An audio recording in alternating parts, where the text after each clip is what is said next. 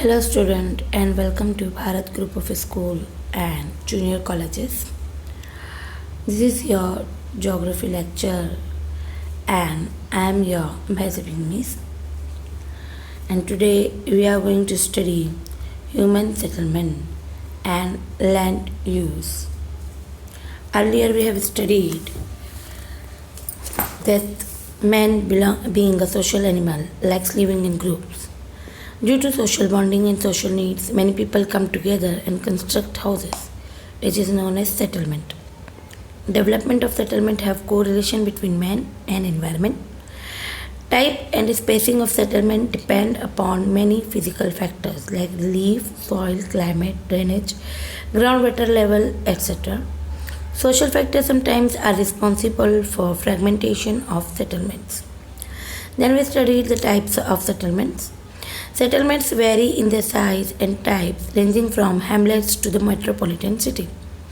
So, types of settlement based on the spacing between houses are compact or clustered or nucleated, semi-clustered or fragmented, dispersed and isolated.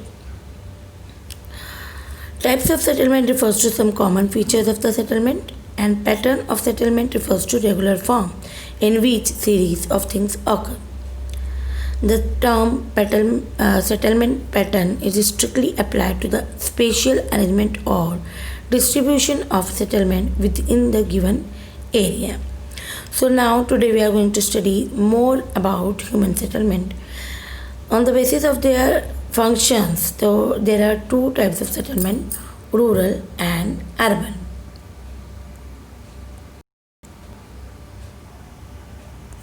Settlement पहले लिए आपको आपके text book के page number 24 पर एक website दी हुई है कि to know how cities are divided into various types in India on the basis of their population. Also look for example from Maharashtra, refer to the website और complete the table as given. तो यहाँ table 3.1 में आपको क्या करना है, classification दी हुई है. क्लास 1 जो इसकी पॉपुलेशन 10,000 एंड अबव है. क्लास 2 तो इसकी पॉपुलेशन 50,000 टू 99,999 है. क्लास 3 की जो पॉपुलेशन है ये 20,000 टू 49,000 है. और क्लास 4 10,000 टू 20,000 और क्लास 5 5,000 टू 9,999. और क्लास 6 की जो सिटीज़ होती है यहाँ की पॉपुलेशन लेस देन 5,000 होती है. ओके, तो अब इसी बेसिस पर हम इनको town, metropolitan city, urban agglomeration और सिटी, मेगा सिटीज़ और आउट ग्रुप में जो है इसको और डिवाइड कर सकते हैं.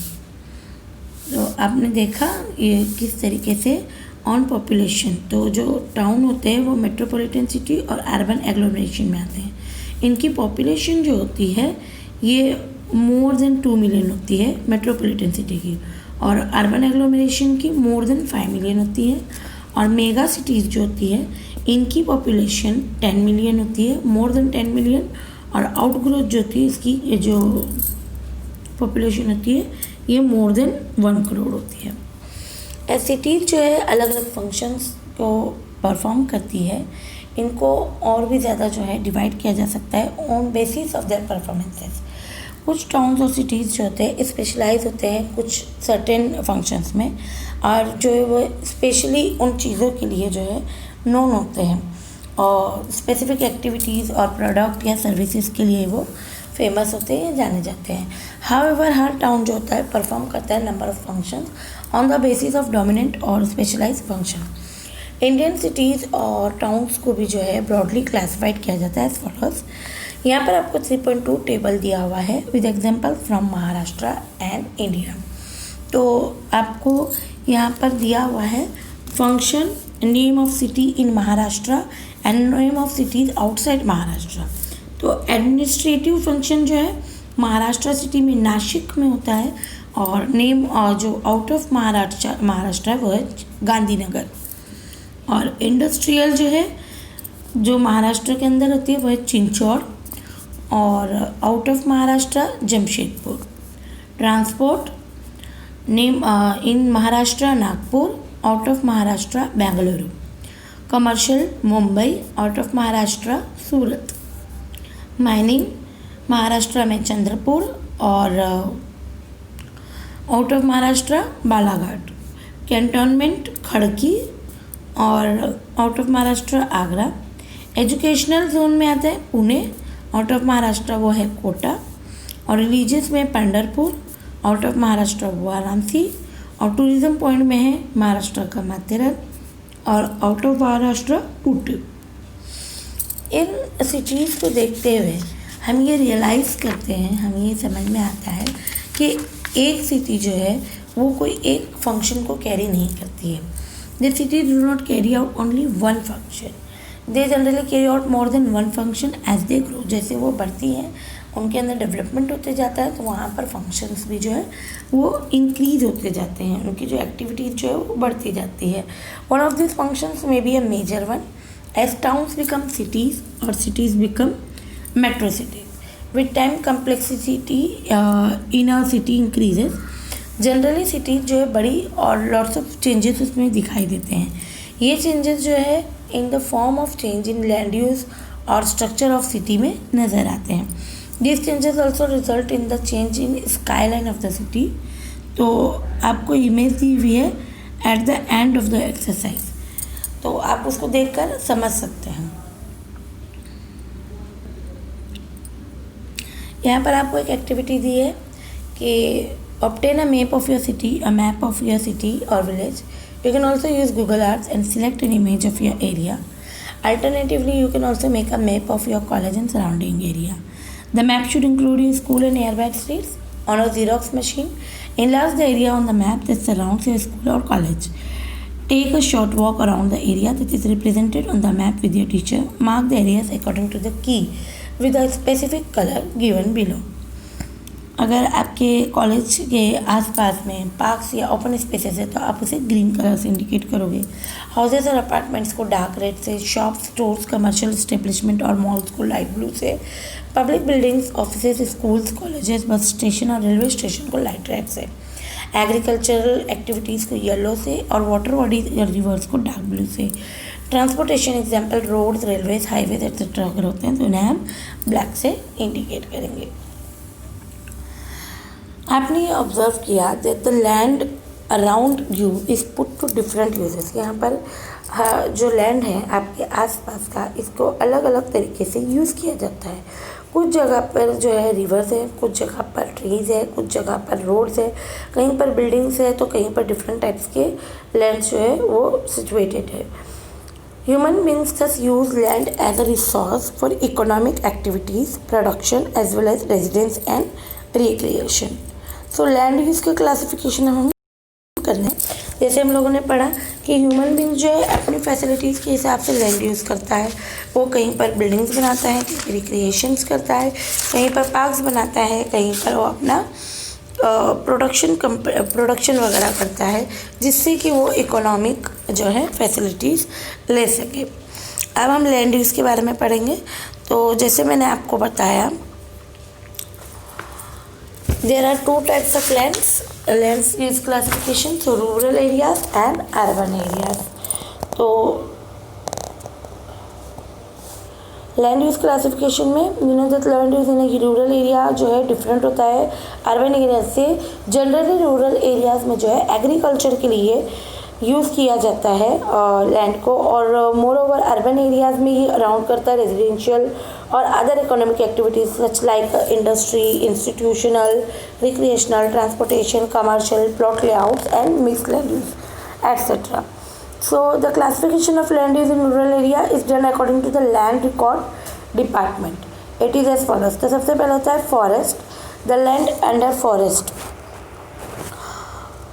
such like जैसे ऐसा एरिया जहाँ पर डेंसली जो है फॉरेस्ट होते हैं, ग्रीन और लेविश ट्रीज होते हैं.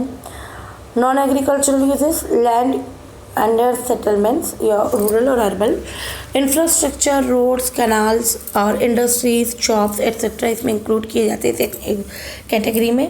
An expansion in the secondary and tertiary activities will lead to an increase in this category of land use.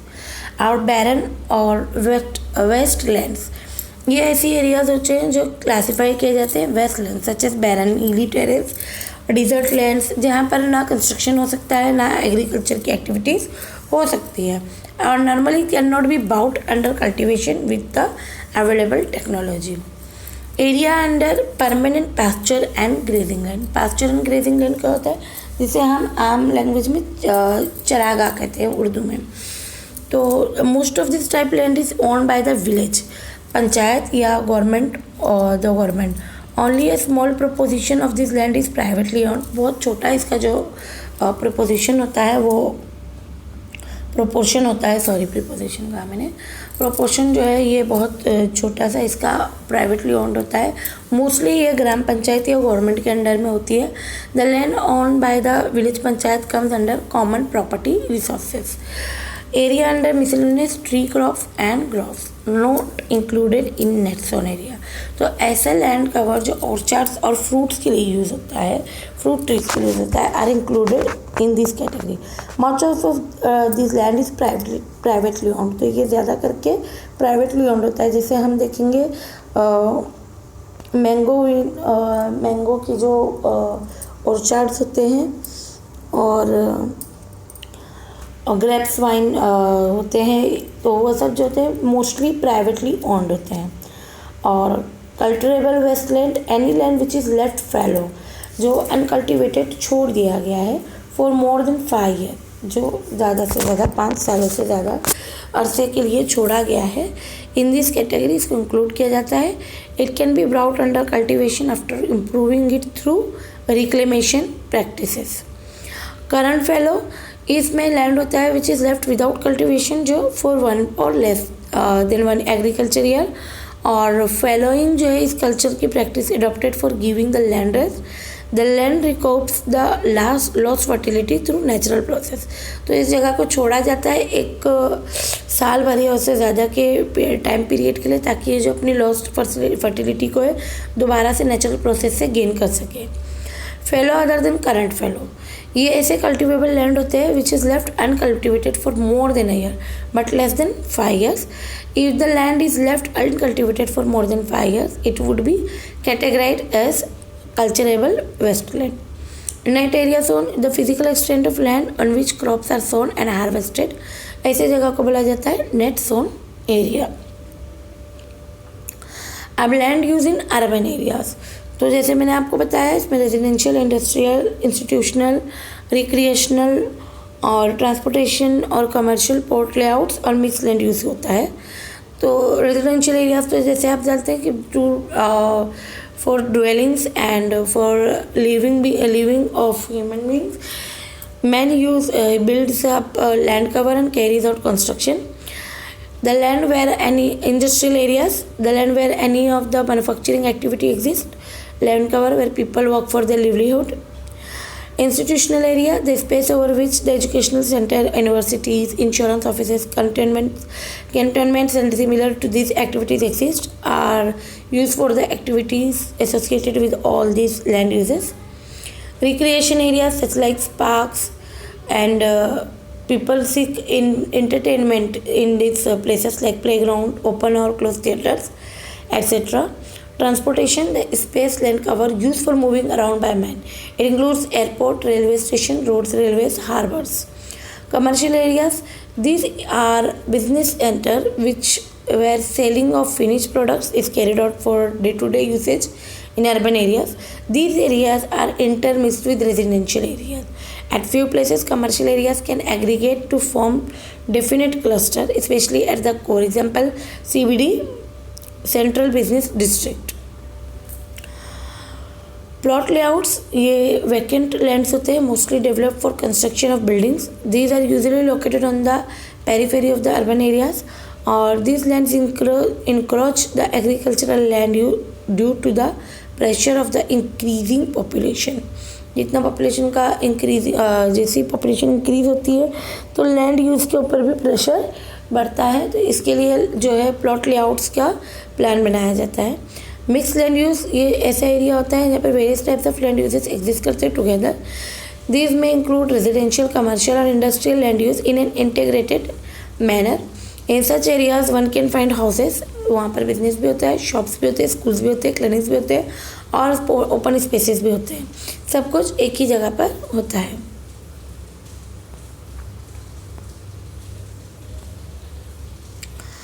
अब द एरिया अर्बन और rural area is called urban rural fringe. Land use and अब land use और land cover क्या होता है? Land cover describe करता है physical service covering को, the land like forest, water, sand, ice, rock etcetera. और लैंड यूज डिस्क्राइब करता है the use of the land. Use might be recreational but land cover might be forest और vegetation. Land cover can be determined by analysis of satellite imagery but the land use can not be determined from the satellite imagery. अब हम urban rural fringe के बारे में पढ़ेंगे. The area between urban and rural area is called urban rural fringe. ये क्या होता है? इसका कैरेक्टरिस्टिक होता है both urban as well as rural area का. ये एक सेपरेट जोन होता है such but is a transition between the two and merges into both of them. ये एक बीच की कड़ी होती है, रूरल और अर्बन के बीच की कड़ी होती है और ये दोनों में ही घुल मिल गई हुई होती है, मर्ज हो चुकी हुई होती है. People using automobiles make their daily trips to perform their job from these areas to its central area, where their offices and economic institutions are generally located. When large urban areas develop, the span of urban areas increases. This is called urban sprawl. जब large urban area develop होते हैं तो उसको बोला जाता है urban sprawl. The term rural urban fringe has been used to designate such areas where we have a mixture of rural और urban. दोनों का मिक्सचर हमें नज़र आता है. तो रूरल अर्बन फ्रिंज जो है इसका कॉम्प्लेक्स स्ट्रक्चर होता है. सिटी जो होती है सराउंडिंग एरिया कंसिस्ट होता है essentially of two types administrative areas. एक तो यहाँ पर म्यूनसिपल काउंसिल होती है और दूसरा यहाँ पर ग्राम पंचायत होती है. The smaller municipal towns close to the main city tend to lose their identity and are in reality a part of the geographical city. जो छोटे छोटे म्यूनसिपल डिपार्टमेंट होते हैं टाउन्स में होते हैं वो क्या करते हैं, उनकी जो आइडेंटिटी है वो धीरे धीरे लॉस होने लगती है और वो एक जोग्राफिकल सिटी का पार्ट बन जाते हैं. The quality of services in this town is comparable to those of the main city. The towns away from the main city maintain their distinct identity. और इनका जो distinct set of problems है वो relating to urban amenities और transportation होता है. The quality of these services are generally यहाँ पर inferior होती है. The areas in the rural areas also exhibit a certain level of diversity. Agricultural land may have been converted to residential or industrial areas or the whole area may be entirely rural. The only link with the city being the daily commuters. जो daily commuters होते हैं जो वहाँ से city में आते हैं और सिटी से दोबारा अपने घर के लिए रूरल एरिया में चले जाते हैं. Beyond the urban fringe lies the rural fringe or consisting of villages only and partly affected by urbanization. अब हम नेक्स्ट लेक्चर में पढ़ेंगे सबर्ब्स के बारे में.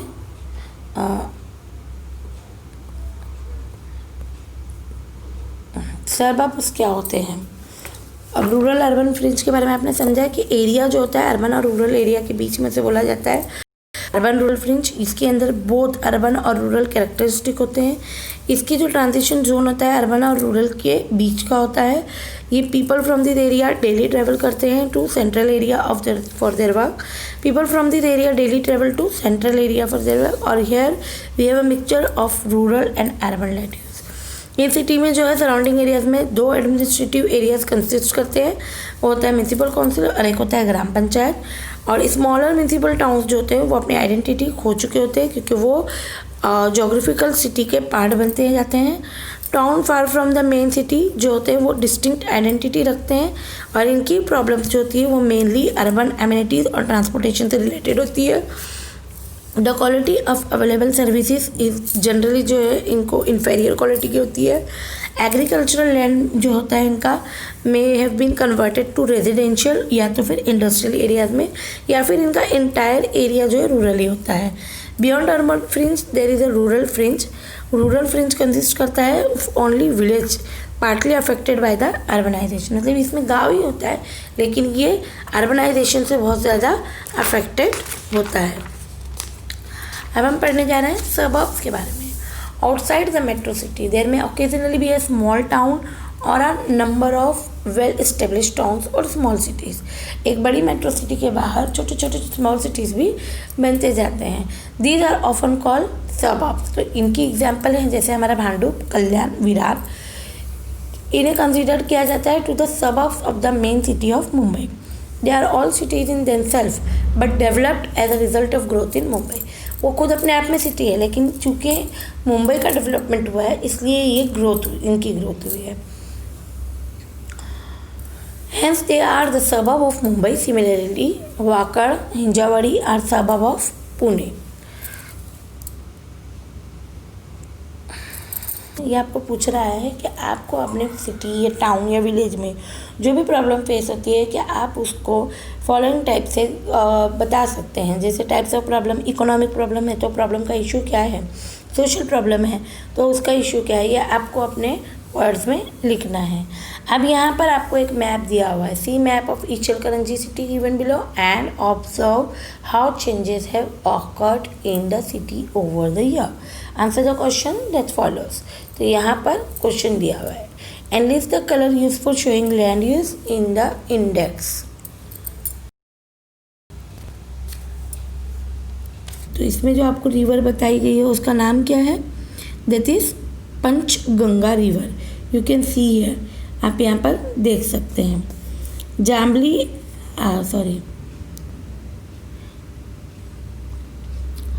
Name any 2 villages shown on the map. तो मैप पर आपको 2 कौन से विलेज बताए हुए हैं, एक तो है जाम्बली और एक है हरोली विलेज। ओके, उसके बाद आपको पूछा है which city is shown on the map. तो कौन सी बताई गई है, Ichalkaranji. Which land covers have reduce, which periods do the map belong to. तो कौन से पीरियड की है, 2007 और 2017 की। उसके बाद आपको क्वेश्चन पूछा है which land covers seem to have increased, what are their colours. Following land covers have increase. जैसे कौन से लैंड कवर्स जो है इंक्रीज हुए हैं, रेजिडेंशियल एरिया जिनका कलर पिंक है और land cover for industrial area जिनका कलर डार्क ब्लू है। और कौन से लैंड कवर रिड्यूस हुआ है और उनका कलर क्या है, तो ओपन स्पेस जिसका डार्क ग्रीन कलर था और फॉरेस्ट जिसका लाइट ग्रीन कलर था और वेस्टलैंड लाइट वायलेट कलर और रेजिडेंशियल स्पार्स ये भी लाइट ऑरेंज कलर, ये सब रिड्यूस हुए हैं। उसके बाद आपका क्वेश्चन नंबर 8 है और 9 है which land covers have been replaced by the increased land covers. कौन सा लैंड कवर जो है ये रिप्लेस हुआ है इंक्रीज लैंड कवर्स की वजह से। तो रेजिडेंशियल स्पार्स एरिया जो है ये रिप्लेस हुआ by residential built up land use. Open space जो है ये रिप्लेस हुआ बाय रेजिडेंशियल बिल्टअप एरिया और वेस्टलैंड जो है रिप्लेस हुआ है बाय द इंडस्ट्रीज। अब क्वेश्चन नंबर 10 आपको पूछा है right a conclusive note comparing both the map. अगर आप बोथ मैप्स को कंपेयर करते हैं तो आपको दिखाई देगा कि मैप ए जो है वो शो कर रहा है land use and land cover map of Ichalkaranji city in year 2007 और मैप बी आपको शो कर रहा है Ichalkaranji city in year 2017। Both map show कर रहे हैं there is land use for agriculture, industries, transportation, residential purpose, recreational purpose, mining around the city, village settlement etcetera. In both the maps, there is land is covered by forest, water bodies, westland, scrubs और Panchganga river etc. Land cover जो है in 2070 compare to land cover in 2007 reduce हो चुका है क्यों as the population grow. For forest, residential sparse, open space और wasteland जो है ये रिड्यूस हो गए। The land cover in 2070 as compared to land cover in 2007 have been increased for industries और built up residential area के लिए जो है land cover increase हो गया है. अब residential sparse area as replaced by residential built up land use, open spaces replaced by residential built up area, and vast land are replaced by industrial areas. So both the maps show land use and land cover from different periods. So the city of Ichalkaranji in Kolhapur district, the map shows the main city and the surrounding region. Various colors shows types of land uses and land covers. When we see the map carefully, we find that the area under western scrub is transformed into industrial areas. Also few parts in the city which show built up as increase from sparse to dense. In some parts in rural areas, area under mining has increased. Some quarries have come up. Some areas under recreation have also reduced and denser urban growth is seen in this area. It is also found that areas along the roadways in the fringe of the city have urbanized during this period. तो आपको ये lesson समझ में आया होगा, I expect this. आपको ये exercise के जो क्वेश्चन आंसर है ये मैंने आपको